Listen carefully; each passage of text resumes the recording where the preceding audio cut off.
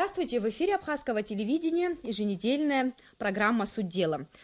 На протяжении всего существования человечества люди пытаются найти источник вечной молодости и долголетия. По данным Всемирной организации здравоохранения, средняя продолжительность жизни человека 68 лет. Научно доказано, что существуют регионы, где проживают долгожители. В советские годы Абхазия была одной из таких стран. Сохранился ли этот феномен в нашей республике? И вообще о долгожительстве мы поговорим сегодня с куратором проекта геронтологической темы научно-исследовательского института экспериментальной патологии Академии наук Абхазии, кандидатом биологических наук Алисой Айтматова. Алиса, мы рады вас видеть в нашей студии. Здравствуйте. Вообще, геронтология, как наука о долгожителях, всегда, насколько я знаю, была темой вашего института, одной из тематик вашего института. Но недавно вы запустили новый проект. Расскажите вот коротко об этом. Несколько лет тому назад в нашем институте под руководством одного из профессоров нашего института была защищена диссертация. Были получены интересные данные. Более того, мы знаем, что, в принципе, проблемы долгожительства и эти вопросы, они издавна интересовали не только мировое сообщество, но и, в частности, и в Абхазии, и в нашем институте этими вопросами занимались.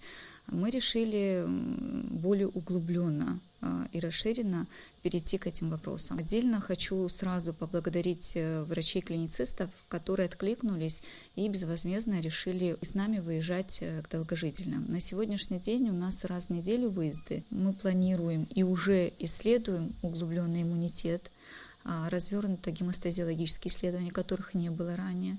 Биохимия не частичная, как было раньше, а развернутая. То есть все обменные процессы исследуем, реологические свойства, которые ранее не исследовались вообще, гормональный фон пациентов. Большое значение для иммунитета имеет тимус. Ведь тимус отсчитывает иммунологическое время. И вообще считается, что вот с точки зрения иммунологии, что от него зависит, сколько проживет человек. И высчитано, что где-то до 120 лет, как минимум, есть возможность тимусу работать, вырабатывать гормоны, вырабатывать клетки, которые защищают их от тех же онкологических клеток и, в принципе, защищают организм от как экзогенных, так и эндогенных факторов. Я бы хотела, чтобы мы с вами посмотрели репортаж. Мы побывали в лаборатории, которая недавно была отремонтирована, как раз в которой проводятся эти исследования, и посмотрели, как вот сами своими глазами увидели, как проводятся эти тесты и исследования. Давайте. На базе научно-исследовательского института экспериментальной патологии и терапии Академии наук Абхазии работает лаборатория биохимических исследований. Здесь изучают анализы долгожителей.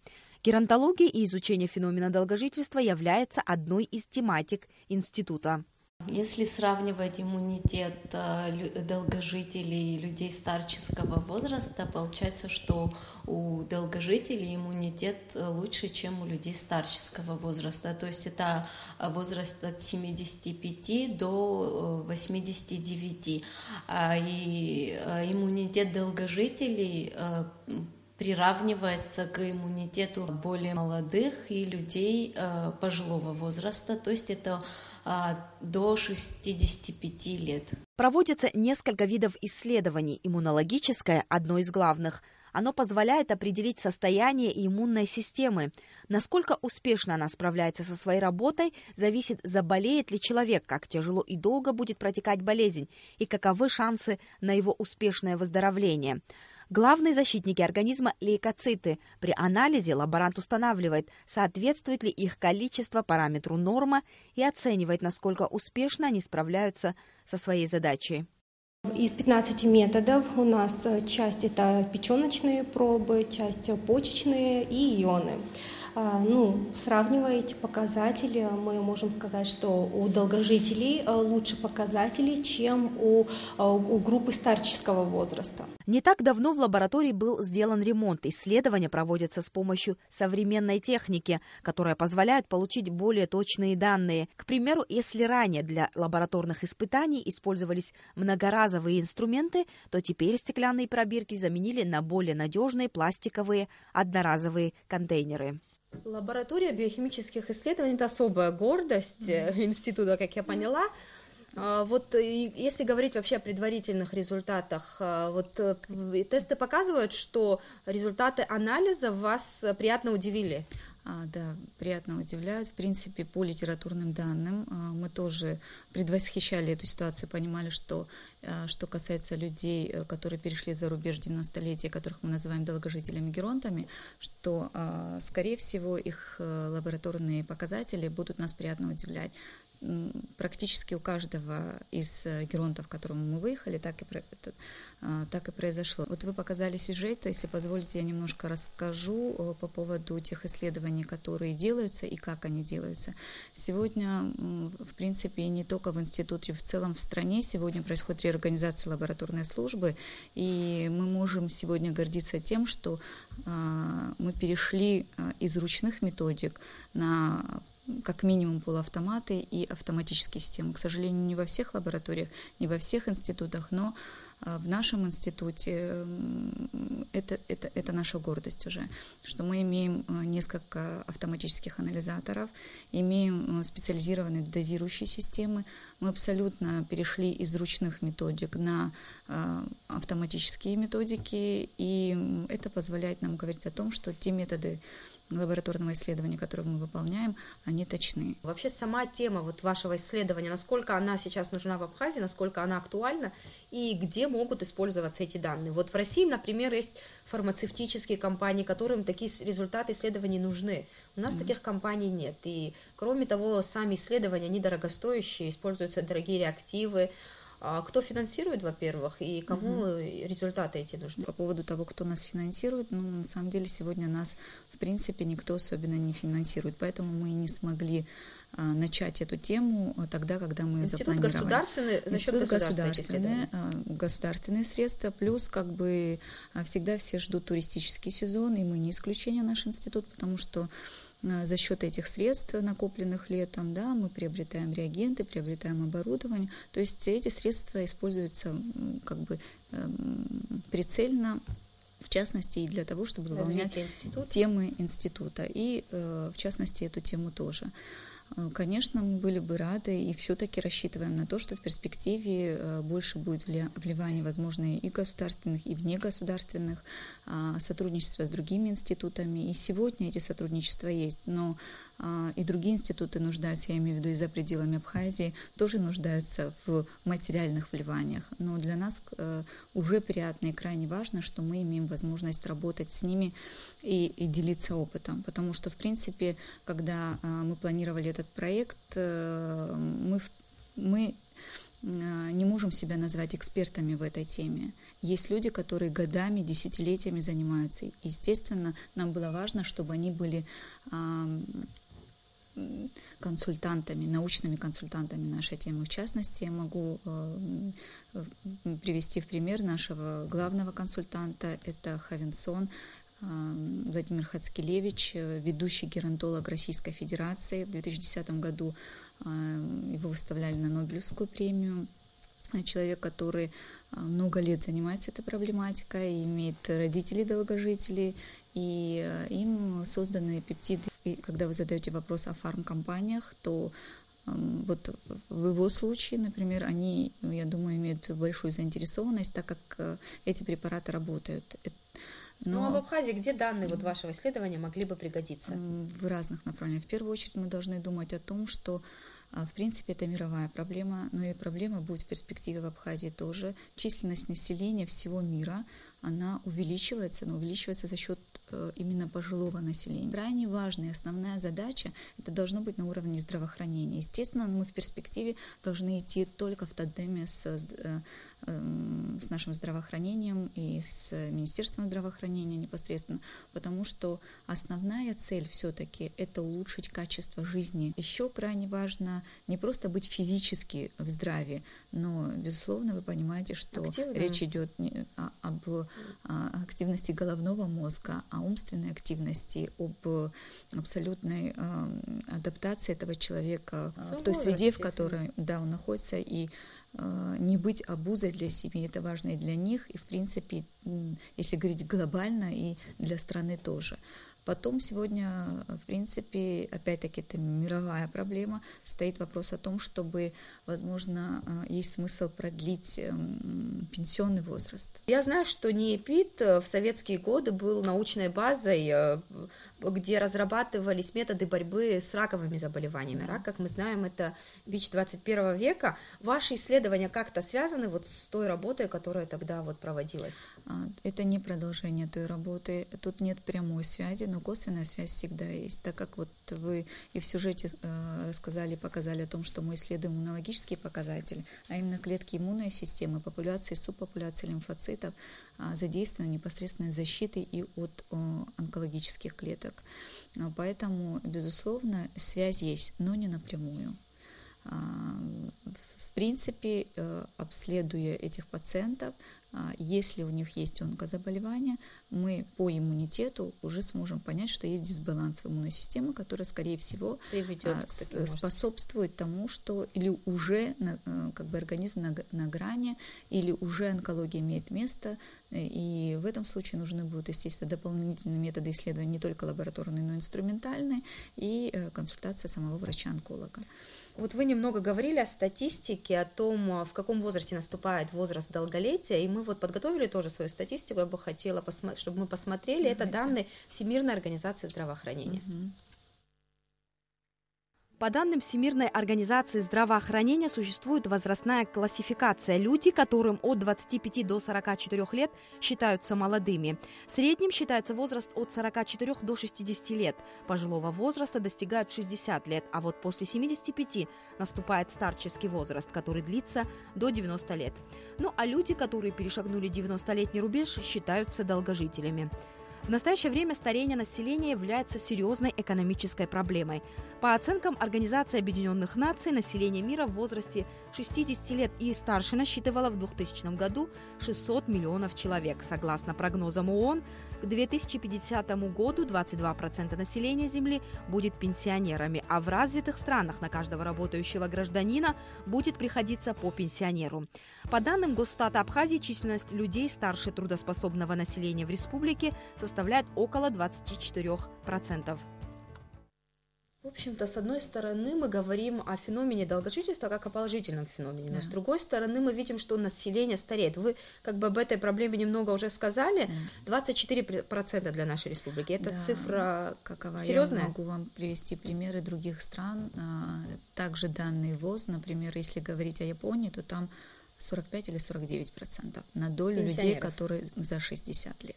Их образ жизни, состояние их здоровья, конечно, несопоставимо с людьми их возраста других стран. То есть нам есть к чему стремиться, безусловно. Лучше себя чувствуют, вы хотите сказать. Да, лучше себя чувствуют. И это даже такой национальный подход. В принципе, известно, что мы регион, который славился долгожителями.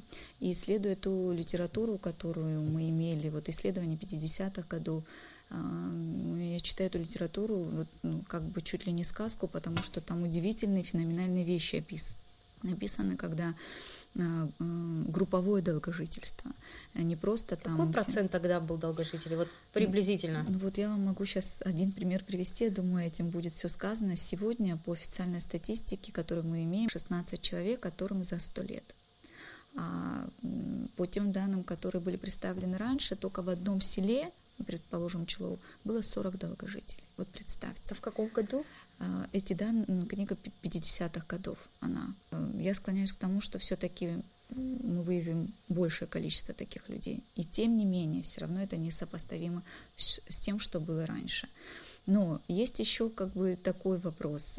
Сегодня мы имеем паспортные данные, и мы понимаем четко, что этому человеку там действительно 100, 90. Раньше, вы знаете, что... Могли быть тогда погрешности, скорее всего. Я склоняюсь к тому, что были погрешности, но в ту команду, это уже исследование 70-х годов, кульминация которого был симпозиум 80-х годов, о чем мы с вами, я думаю, еще скажем, это интересные данные.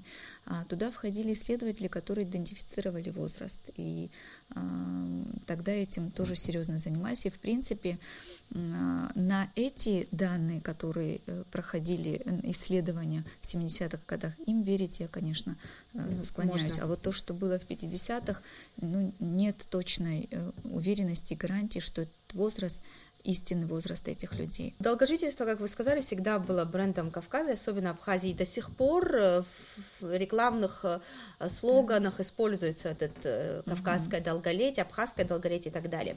Мы встретились с одной из долгожительниц, которая живет в Сухуми, Лилишей Аджинджел, и я предлагаю сейчас посмотреть о ней репортаж. В Национальной библиотеке имени Папаскир можно найти литературу об абхазских долгожителях. Изучением этой темы занимались не только местные ученые, в республику неоднократно приезжали геронтологи из дальнего зарубежья. Юрий Бжаня, внук известного абхазского долгожителя Ашхангире Бжаня, вспоминает рассказы о том, как к дедушке приезжали несколько раз исследователи из Англии и Соединенных Штатов. Как считается, Ашхангири Бжаня умер в возрасте около 140 лет. По словам Юрия, секрет его долголетия заключался в нескольких правилах: физическая активность, рацион питания и, главное, отношение к жизни. Оптимизм, как считают многие исследователи, является важным источником долголетия. Вообще, феномен долгожительства был одним из брендов Абхазии, и сегодня в республике есть люди, которые перешагнули 100-летний рубеж. Лилише Каджая Аджинджел в феврале 2017-го исполнилось 101 год, живет долгожительница в Сухуми. В хорошем здравии она лично встретила съемочную группу у входа в свой дом. Несмотря на свой возраст, она обладает прекрасной памятью, легко вспомнила детали своего детства и даже процитировала стихотворения, которые изучала в школьном возрасте.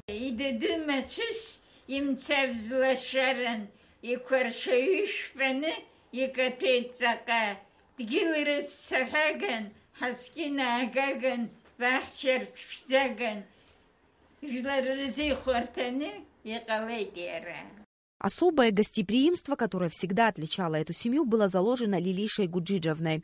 Эти традиции продолжает невестка, с которой живет долгожительница. Она же взяла на себя все основные заботы о свекрови. Ну и, конечно, как настоящая женщина, Лилиша не забывает о красоте. В ежедневный ритуал ее входит уход за лицом, использование кремов и парфюма. Родные Лилиши рассказывают о том, что немало невзгод пришлось пережить на своем веку этой хрупкой женщине. До рождения дочери Дианы и сына Зураба она похоронила 2 малолетних детей. Вера в Бога дала ей возможность продолжать жить. Я думаю, что весь секрет, вот я вот сама тоже наблюдаю все-таки, это, мне кажется, все зависит от семьи, от взаимоотношений. Вот она радуется утру, радуется новому дню, потому что кругом все ее любят, она в такой в гармонии все как-то находятся. Мечтать Лилиша не перестает и сегодня. Скучает и ждет приезда внука, который учится в вузе в России. Надеется в будущем увидеть его свадьбу. По словам Лилиши, секрет долголетия заключается в состоянии души. Если человеку комфортно, если он нужен родным и близким, тогда и годы его жизни продлеваются. Вот этот феномен, может быть, не так массово, но все-таки сохранился в нашей республике, феномен долгожительства? Так как мы же долгожителями считаем не только людей, которым за 100 лет, мы сказали, что официально таких 16, но тех, кому за 90, точные цифры мы еще не имеем, но таких немало. И те люди, которые мы сегодня добрались, за исключением известной Тины Кочевны Бебе, которой 112 лет, да, это гордость наша. Это максимальный возраст, который я знаю официально, да. Другие долгожители, которым за 90, к которым мы приезжали, они прекрасно выглядят. То есть наши ожидания даже превзошли эти люди. И мы просто заряжаемся неким таким даже позитивом. Какие факторы все-таки влияют на долгожительство? Вот нам удалось с несколькими, с родственниками долгожителей, да, и с одной из долгожительниц пообщаться. И, как мне кажется, вот главный секрет это не в каком-то одном там факторе, правиле, но мне кажется, это комплекс, но и самое главное, это вот душевное состояние, гармония и какой-то оптимизм, если так можно выразиться, отношение к жизни. Абсолютно с вами согласна. Несмотря на все эти факторы, которые официально заявлены, это и генетические факторы, это и питание, условия, экология. Тем не менее, очень важным фактором является именно взаимоотношения в семье этого геронта, его отношение к жизни. Только стрессоустойчивые и те люди, которые правильно изначально проставили приоритеты по жизни. У них все четко. И помимо вот этих всех факторов, колоссальное значение для меня, я не могу с точностью и убежденностью об этом говорить, но я делаю свои какие-то предварительные выводы, имеет значение и реализованность человека в жизни, не только семейная реализованность, это работа. Те люди, которые в течение всей своей жизни умственная активность их продолжается, да, постоянно, то такие люди и не стареют головой. Вообще, самое масштабное исследование феномена долгожительства было проведено в Абхазии в середине 70-х годов, точнее, по-моему, в 1978 году. Тогда в Абхазию приезжали ученые из Соединенных Штатов, Англии, России, и много трудов было издано по результатам этих исследований. И наш соотечественник, ученый Петр Квициния, тогда еще молодой специалист, вместе с известной Полой Гарб принимал участие в этих исследованиях. И он дал нам специальное интервью для нашей программы и вспомнил то, как все происходило тогда, в 1978 году. Я в основном специализировался по мужскому населению. Я написал две такие более-менее значимые работы по территориальной изменчивости морфологии тела абхазов-мужчин и по возрастной изменчивости. То есть это две работы, опубликованные в вопросах антропологии в МГУ и так далее. Даже в Калифорнии что-то опубликовали из этих работ. Интерес представлял то, что абхазские мужчины, долгожители тоже в том числе, отличаются от других групп исследованных и сравненных. Сравнительный анализ проведенный показывал, что очень слабое развитие жирового подкожного слоя, что в целом влияет на количество жира в теле, в организме у человека. Одной причины нет. Есть комплекс причин. Образ жизни, район, ландшафт, этнический вопрос, культурный, психологический. Там много факторов. Но для того, чтобы она была выполнена, и она, чтобы стала долгожительством, нужна и генетическая подоплека. Вот он важный момент отметил, генетическая предрасположенность. Какая бы предрасположенность у тебя ни была, если ты будешь вести неправильный образ жизни, злоупотреблять тем, чем не стоит злоупотреблять, то вероятность того, что ты проживешь долго, очень низкая. Хотя, когда вы говорите о генетических аспектах, да, то часть из тех геронтов, с которыми мы общались, и их родители были геронтами. И они переходили за рубеж 90-летия. Как я поняла, многие долгожители, они следили за своим рационом питания. Однозначно. И что приятно удивляет, то, что не было ночного питания, то есть рацион питания плюс режим питания. То есть как-то так у них уже по жизни сложилось, что это ранние завтраки, полдники и, значит, ужины где-то в 6-7 вечера, не позже 8 чаще всего. Завершая беседу, хотелось бы узнать, вот каков портрет современного долгожителя. Ведь раньше было принято считать, что это житель села, там, женщина, мужчина, неважно. Какой портрет? Это портрет позитивного человека, желающего прожить еще не один год своей жизни. Вот я могу привести вам вне Абхазии, но бывшего директора нашего института, это Борис Аркадьевич Лапин, которому сегодня 95 лет, и у него как минимум программа прожить до 105, а то и до 110 лет. То есть это люди, которых любят, уважают в их семье и которые чувствуют себя нужными. То есть портрет такого человека – это как минимум, я позволю себе такое выражение, солнечное настроение. И он готов дарить позитив. Независимо от того, это житель города, деревни, селения. В этом они все одинаковы для меня. Алиса, надеюсь, спасибо вам большое за интересную беседу. Спасибо вам за интерес к этой теме. А нашим телезрителям я напоминаю, что мы говорили о феномене долголетия. У нас в гостях была кандидат биологических наук Алиса Матуа. И главный вывод, который я сделала из нашей беседы, это важным является то, что человек должен жить в гармонии с собой, с окружающим миром и с оптимизмом смотреть в будущее. Этого всего я желаю вам и прощаюсь с вами до следующей недели.